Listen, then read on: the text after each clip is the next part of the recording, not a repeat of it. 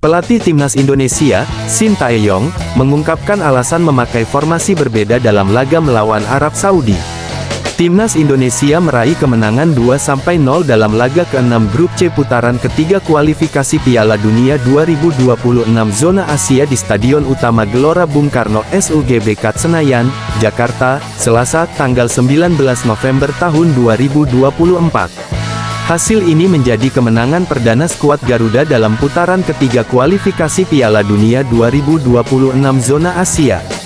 Dengan hasil ini pula, tim Merah Putih langsung merangkak naik ke posisi ketiga klasemen Grup C. Hasil positif Timnas Indonesia ini tak didapatkan begitu saja. Menurut Shin Tae-yong, hasil ini didapatkan setelah para pemain bekerja keras. Tentu JIZS dan kawan-kawan juga mampu menjalankan skema atau formasi permainan dengan baik. Dalam laga ini, Shin Tae-yong memakai formasi berbeda dari biasanya. Mantan pelatih Timnas Korea Selatan tersebut biasanya dikenal sering memakai formasi 3-4-3. Namun, dalam laga melawan Arab Saudi ini, Shin Tae-yong menerapkan skema baru yakni dengan pola 3-5-2 yang kemudian berubah menjadi 5-3-2 saat bertahan. Pelatih berusia 54 tahun tersebut mengaku bahwa keputusan itu diambil karena memang tim analis telah mengamati kekuatan Arab Saudi. Menurutnya, tim berjulukan The Green Falcons tersebut memiliki gaya permainan yang sering menerapkan tekanan tinggi. Untuk itu, skuad Garuda mempersiapkan antisipasi dengan memakai formasi berbeda. Karena tim lawan, Arab Saudi, high pressingnya bagus, jadi kita ubah formasi jadi 3-5-2 dari 3-4-3, ujar Shin Tae-yong kepada awak media termasuk Bolasport.com di SUGBK, Senayan, Jakarta, Selasa tanggal 19 November tahun 2024. Dalam kesempatan ini, Shin memuji tiga gelandang Timnas Indonesia yang bermain dengan bagus. Baik Tom Haye, Ivar Jenner, maupun Marcelino Ferdinand bermain dengan apik sehingga skuad Garuda meraih kemenangan. 2 gol bahkan dicetak dari gelandang Timnas Indonesia yakni Marcelino Ferdinand. Menurut Shin, tak hanya Marcelino yang bagus dalam laga ini, akan tetapi, dia menilai bahwa tim Merah Putih dalam laga melawan Arab Saudi ini memang tampil luar biasa. Hal ini karena mereka dinilai memiliki motivasi tinggi untuk meraih kemenangan dan akhirnya mendapatkan hasil maksimal. Ketiga gelandang berperan dengan sangat baik, bisa dibilang sempurna, kata Shin Tae-yong. Bukan hanya karena Marcelino cetak 2 gol jadi saya katakan bagus tetapi semua bagus karena instruksi yang saya kasih diikuti dengan baik di lapangan, ucapnya. Lebih lanjut, Shin pun mengaku bahwa dalam 3 hari latihan dia telah menginstruksikan agar para pemain mampu mengeksploitasi ruang kosong tim lawan. Arahan dari Shin Tae-yong ini diterapkan dengan apik oleh Marcelino Ferdinand dan kawan-kawan. 100% diterapkan taktik, memang selama 3 hari kami sudah latihan dengan adanya analisis dari staf pelatih semua, tutur Shin.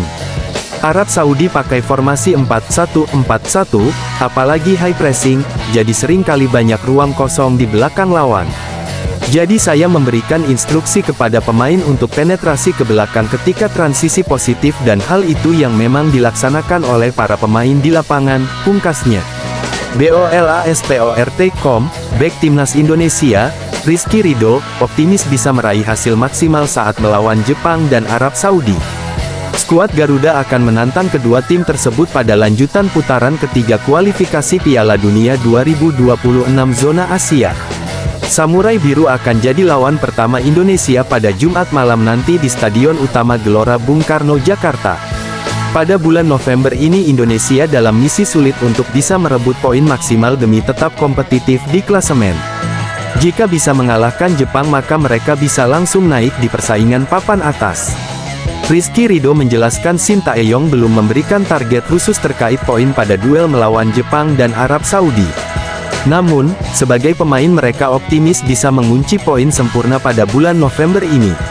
6 poin akan coba mereka kejar meski tentunya hal tersebut tidak akan mudah. Mungkin dari Coach Shin belum bicara tentang target itu kepada kita. Tapi tentunya semua pemain di sini kan ingin mendapatkan poin sempurna yaitu 6 poin tapi itu kan tidak mudah. Karena kita tahu sendiri dua lawan yang akan kita hadapi adalah langganan Piala Dunia, kata Rizky Ridho dilansir Bolasport.com dari kanal YouTube Bank Mandiri. Pemain asal Persija Jakarta ini menambahkan, mereka sudah siap menghadapi semua lawan. Kemenangan dan kekalahan akan memberikan pelajaran penting bagi mereka. Menurutnya, skuad Garuda harus bisa membuktikan diri bahwa mereka layak bukan karena faktor keberuntungan. Jadi ya menurut saya datang dan hadapi saja siapa lawannya. Entah kalah atau menang kita akan belajar untuk itu dan maju ke depannya. Karena kita akan berusaha menunjukkan bahwa Indonesia naik level bukan hanya karena keberuntungan tapi memang karena levelnya sudah naik. Lanjutnya, terkait tim lawan, Rido sudah tidak sabar berhadapan dengan Kaoru Mitoma. Dia menilai bahwa pemain tersebut memiliki kualitas dan siap memberikan perlawanan terbaik di lapangan.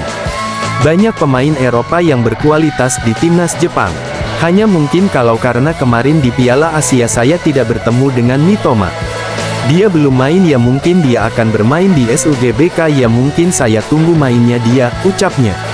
Timnas Indonesia dianggap bawa hoki bagi China, tim naga sudah menatap laga tandang ke markas Sang Garuda di kualifikasi Piala Dunia 2026. Kemenangan timnas China atas Indonesia dianggap publik negeri tirai bambu sebagai titik balik performa mereka di kualifikasi Piala Dunia 2026. Sebelum menekuk armada Shin Tae-yong di Qingdao tanggal 15 Oktober tahun 2024, China menjadi bulan-bulanan kontestan favorit di grup C. Skuad asuhan Branko Ivankovic dilalap Jepang 0-7, Arab Saudi 1-2, dan Australia 1-3. Saat berada di ujung tanduk, China bangkit pada laga keempat dengan mengalahkan timnas Indonesia 2-1. 3 poin tersebut mereka raih dalam situasi inferior dibandingkan Rafael Struijk DKK.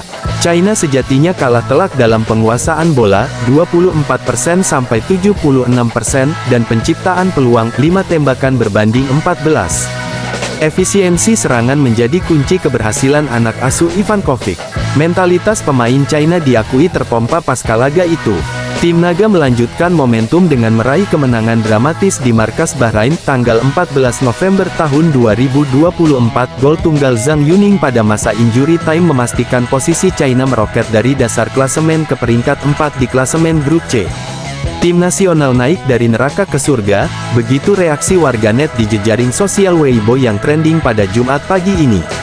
Tim nasional naik dari neraka ke surga, begitu reaksi warganet di jejaring sosial Weibo yang menjadi trending pada Jumat pagi ini.